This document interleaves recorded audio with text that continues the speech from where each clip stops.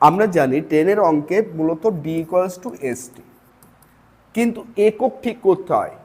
এখানে কি বলেছিল গতিবেগ এস কত 126 কিলোমিটার পার ঘন্টা, 126 কিলোমিটার পার ঘন্টাকে মিটার পার সেকেন্ডে কনভার্ট করলে 5/18, যেই তাহলে এস কত হয়ে যাচ্ছে 35 মিটার পার সেকেন্ড।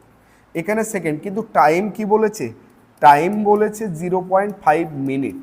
মিনিট থেকে যেহেতু এখানে সেকেন্ড, মিনিট থেকে সেকেন্ডে যাব, 1 মিনিট সমান কত সেকেন্ড হয় 60, 60 গুণ করলে সেকেন্ড পেয়ে যাব 35 ইন্টু 5 60 300, 300 একটার আগে পয়েন্ট, তাহলে 30 শূন্য 3 5 15 3 3 9 আর 1 10, ডি সমান কত হলো 1050 মিটার। একটা ট্রেন যখন একটা গাছকে অতিক্রম করে যে ডি বার হয় ওটাই ট্রেনের দৈর্ঘ্য হয়। তাহলে এই যে ডি এর মান 1050, এই 1050টা অ্যাকচুয়ালি কিসের দৈর্ঘ্য, ট্রেনের দৈর্ঘ্য।